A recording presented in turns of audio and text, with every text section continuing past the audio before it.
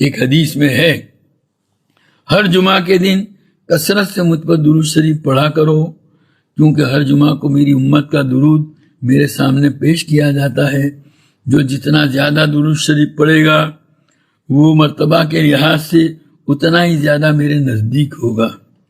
اس لیے بزرگوں نے لکھا ہے کہ جمعہ کے دن درود شریف پڑھنے کے 3 درجے ہیں۔